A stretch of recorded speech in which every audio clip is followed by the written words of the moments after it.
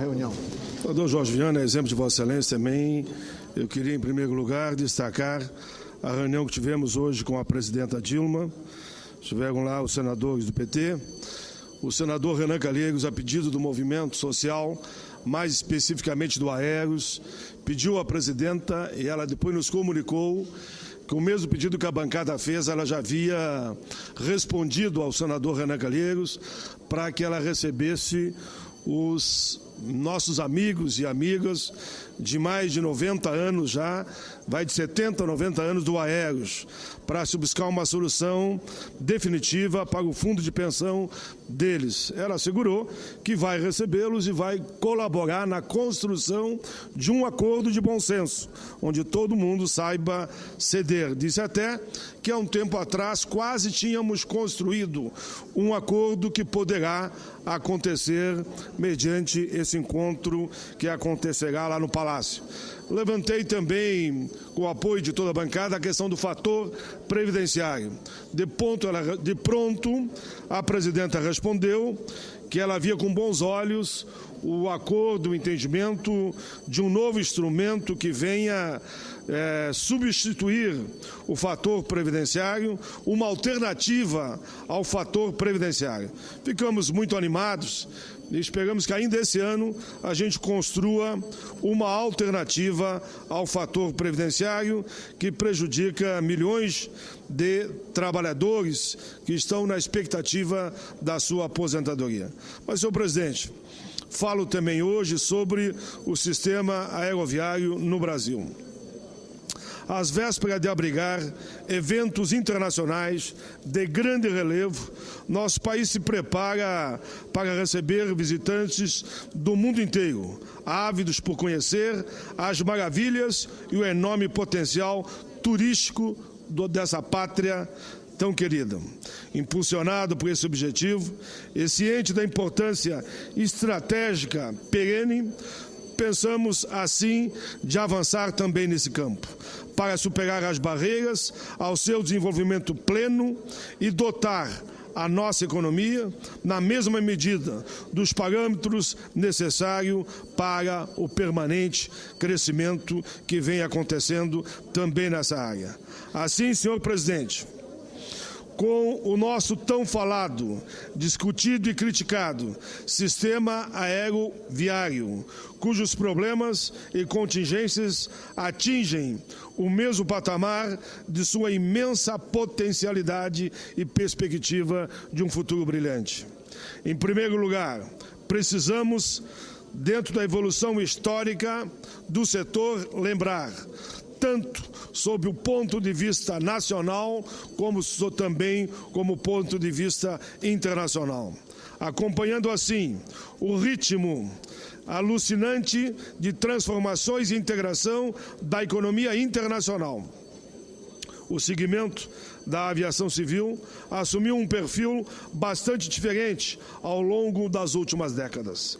Essencialmente, a maior parte do setor saiu do abrigo e do amparo estatal para mergulhar em um mercado extremamente disputado, que é a concorrência nessa área de forma global. Gigantes do setor faliram ou foram privatizados. Rotas foram redimensionadas e pulverizadas. Os custos operacionais do passado deram espaço para as companhias novas, com foco no corte de gastos e racionalização dos recursos.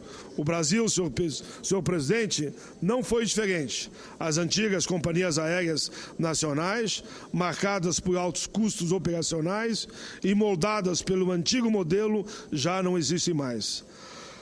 As novas, pautadas na redução de custos e melhorando a forma de operar, de forma que a frota seja potencializada, ocupam espaço em um mercado que cresce de forma exponencialmente muito produtiva.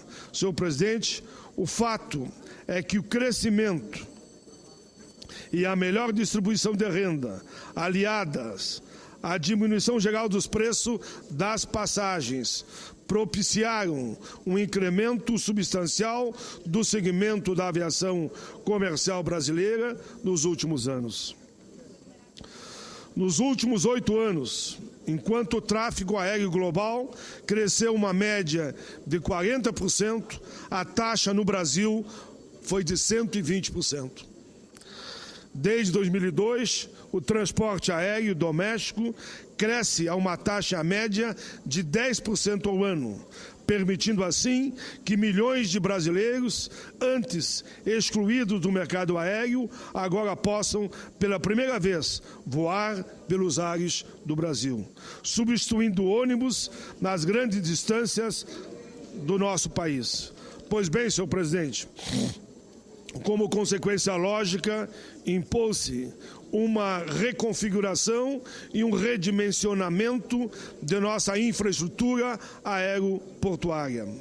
Senhor presidente, antes segmentado a uma pequena parcela de nossa população, o crescimento vertiginoso do transporte aéreo acabou por exigir de nossos aeroportos padrões operacionais e estruturais dignos do seu tamanho e importância. Ao mesmo tempo, no aspecto institucional, passamos de um modelo em que sua gestão estava toda centralizada no Departamento de Aviação Civil, no setor militar, para a constituição de um arcabouço civil estruturado para a atividade, com a criação de uma agência reguladora e fiscalizadora para o setor, a ANAC, e uma secretaria com status de ministério. No campo regulatório, senhores e senhoras, passou-se de um regime controlado de oferta para um sistema de livre iniciativa, permitindo assim a flexibilização e redução das tarifas. Agora, as empresas podem explorar qualquer linha aérea, ficando restritas apenas à capacidade aeroportuária e às normas de prestação de serviço. Foram medidas, senhores e senhoras, que modernizaram o setor e possibilitaram a redução de seus custos e tarifas, permitiram, sobretudo, a sua maior democratização. Agora surgem objetivos ainda maiores e desafiadores no horizonte do nosso transporte aéreo. Em primeiro lugar, a necessidade urgente de reforma, ampliação e reaparelhamento de nossos aeroportos, notadamente os de maior fluxo operacional. Medidas recentes empreendidas pelo governo através de concessão operacional dos maiores aeroportos às empresas internacionais de reconhecida competência no setor vão nesse sentido e estão dando certo. É sabido que corremos contra o tempo, não somente em relação à Copa e às Olimpíadas, mas, sobretudo, pelas próprias necessidades impostas pelo crescimento potencial do setor. Dessa forma, senhor presidente, o governo está envidando todos os esforços para que esse processo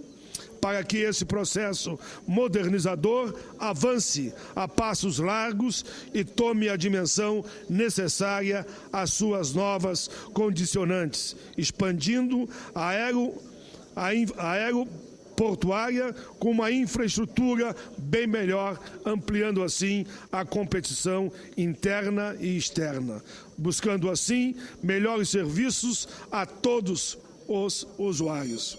O aeroporto Salgado Filho, senhor presidente, em Porto Alegre, é um claro exemplo dessa nova dimensão. A ampliação em 800 metros de sua pista principal para pouso e decolagem, permitindo com que aviões maiores e com mais carga possam utilizá-la com segurança. É a reivindicação mais do que justa do Estado do Rio Grande do Sul, ampliando as possibilidades de intercâmbio comercial e turístico no nosso querido Rio Grande do Sul. Nesse mesmo sentido, senhor presidente, faça necessário também ampliar e incentivar a aviação regional em todo o país. por meio do Fundo Nacional de Aviação Civil. O governo já anunciou que pretende criar e revitalizar cerca de 800 aeródromos regionais em nosso país, fazendo com que cidades com cerca de 100 mil habitantes tenham aeroportos em, no máximo, 60 quilômetros de distância. No Rio Grande do Sul, por exemplo, onde temos empresas como a NHT, com linhas regionais para diversas cidades gaúchas, a aviação regional já é uma realidade, mas também precisamos ampliá-la ainda mais, principalmente para os polos produtivos e econômicos do nosso interior. Por outro lado, há também a necessidade premente de atualizarmos os marcos legais e regulatórios do setor.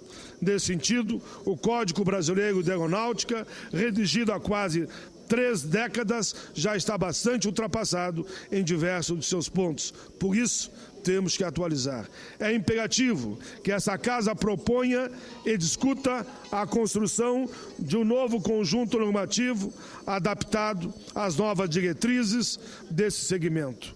Senhor presidente, vou aqui para os finalmente, sei que o meu tempo, Vossa Excelência foi bem tolerante, só peço a Vossa Excelência que considere na íntegra o nosso pronunciamento. Por fim, só dizendo, algumas outras questões ligadas à operação comercial da aviação civil devem ser objeto de regulação e discussão aqui no Congresso. Situações como diferenças tarifárias exorbitantes, multas abusivas impostas pelas companhias aéreas, por exemplo, em caso de mudanças nas passagens, merecem e devem ser objeto de nossa atenção e atuação parlamentar. Ao fazê-lo, senhores e senhoras, estaremos dando uma enorme contribuição para o funcionamento cada vez melhor de um segmento tão importante como a aviação em nosso país, que é vital à nossa economia, assim como para o número crescente de brasileiros e brasileiras que hoje utilizam o sistema aeroviário nacional. Era isso, senhor presidente.